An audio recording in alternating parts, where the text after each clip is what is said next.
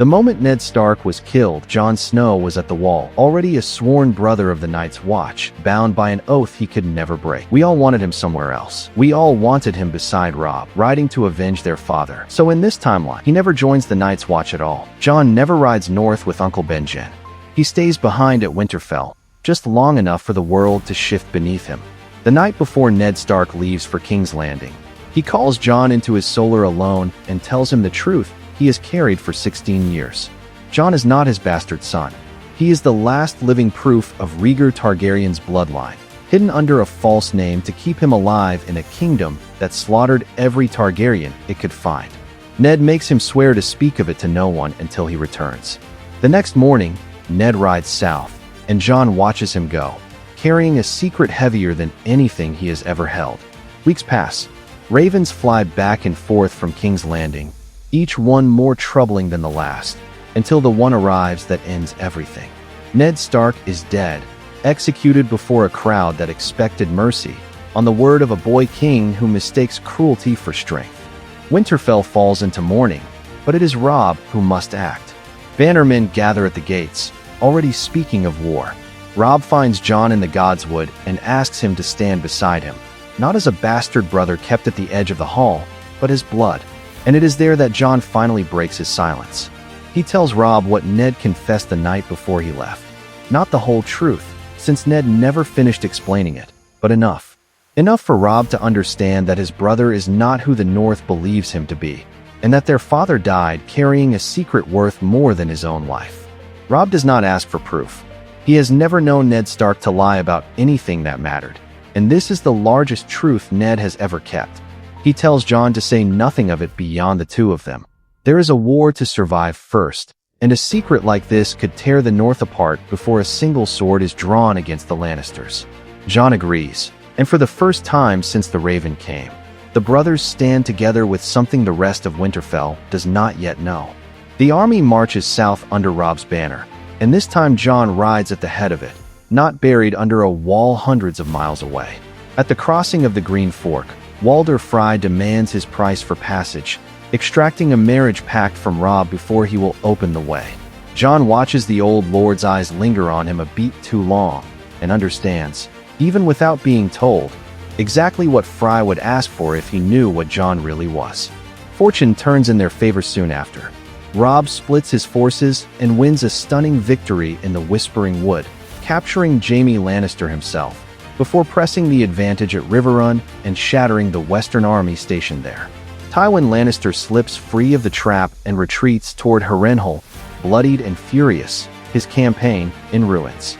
It is in the celebration that follows this victory that Jon finally speaks the truth aloud to more than Robb alone. First to Catelyn, who receives it with a silence Jon cannot read, and then, at Robb's urging, to a small circle of the most trusted northern lords. The reaction is not disbelief. Ned Stark's word has never needed defending, and the lords who have followed the Starks for generations do not need convincing that the man who raised Jon would not lie about something so dangerous. Word spreads faster than either brother intends. By the time they reach Harrenhal's outskirts, river lords whose homes have burned under Lannister banners are speaking openly of a hidden dragon riding beside the young wolf. Some see opportunity in it, a claim old enough, and a cause righteous enough to draw southern lords who might otherwise sit out the war. Others see danger, a secret that could just as easily collapse the fragile alliance holding the North and the Riverlands together. Robb, ever cautious, keeps the claim quiet in name only, letting the rumor do its work without ever confirming it outright. That caution ends the day the news comes that Tywin Lannister has redirected his broken army not toward Harrenhal, but toward the Stormlands, where Renly Baratheon has been murdered under circumstances no one can fully explain, and Stannis Baratheon now marches on King's Landing with a fleet the crown cannot match. With 3 kings suddenly reduced to 2, and the Lannister grip on the capital weakening by the day, Robb calls his council together to decide what comes next. It is here, before the full assembled lords of the North and the Riverlands, that Jon finally confirms what half of them already suspect. He is not asking to be believed on faith alone. He offers his father's word as proof enough, and reminds them that Ned Stark never lied about anything that cost him this much to keep secret. the Hall does not erupt into immediate loyalty. Some lords balk at the idea of raising a dragon banner in a land that spent a rebellion tearing dragons down. Others see only opportunity, a legitimate claim, untainted by the madness that doomed the last Targaryen king, wrapped in the honor of House Stark. In the end, it is not politics that sways them, but grief. Ned Stark died protecting this secret, and the northern lords who loved him are unwilling to let his sacrifice mean nothing. One by one, they kneel, until the hall is filled with bent knees and drawn swords. And Jon Snow becomes something he never imagined being when he was preparing to take a black cloak and ride for the wall. He does not take the name lightly. Rather than declare himself king outright, Jon insists the matter wait until Ned's death is properly answered and the war is won. He will not sit a throne built on unproven blood while his father's killers still hold the capital. Robb agrees, and the army marches on, now carrying 2 banners instead of 1. The dire wolf of House Stark, and quietly stitched beneath it, the first threads of a red and black sigil no one in the north has dared fly in over a decade. Word of the hidden dragon does not stay contained to Westeros for long.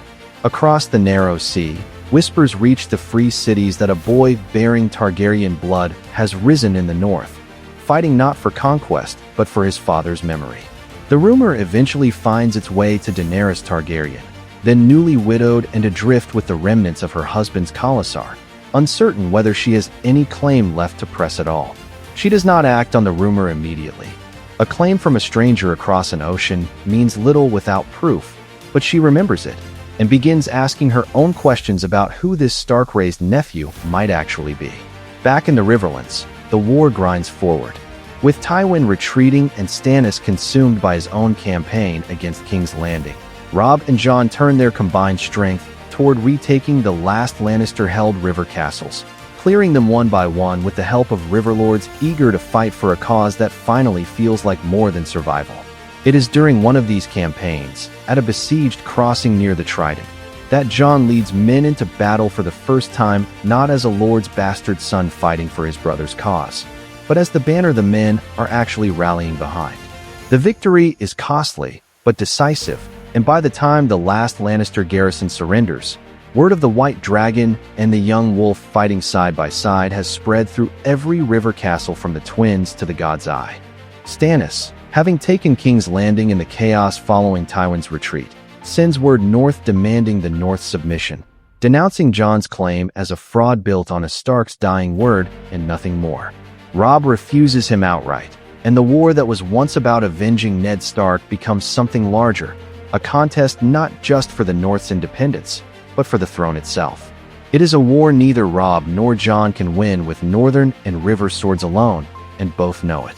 They send riders to every corner of Westeros willing to listen. To Dorne, still furious over the death of Elia Martell and her children years before. To the Vale, bound to the Starks through Catelyn, and quietly, carefully, across the narrow sea, where a young queen with 3 growing dragons has finally begun to believe the rumors about her nephew might be worth investigating for herself. The war that follows is long and costly, fought across river crossings and burned fields, through shifting allegiances and broken promises, through victories that come at the price of good men and defeats that nearly unravel everything the brothers have built.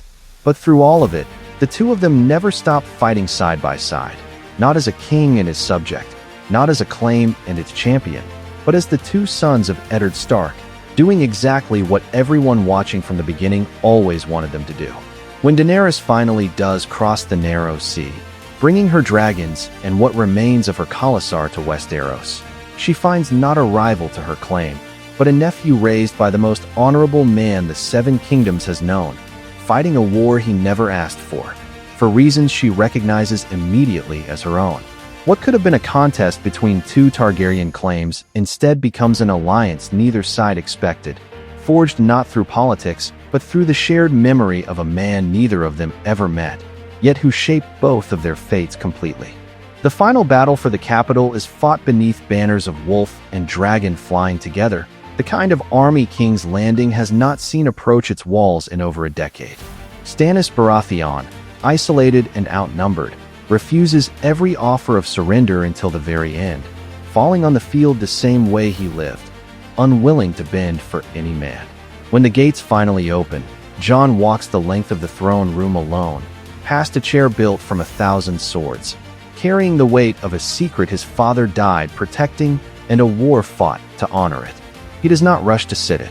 He stands before it for a long moment, thinking of Winterfell, of the night his father told him the truth, of every mile he rode south beside his brother instead of guarding a wall that would have meant none of this ever happened. And when he finally sits, it is not as a stranger claiming a throne he has no right to. It is as Ned Stark's son, in every way that has ever mattered.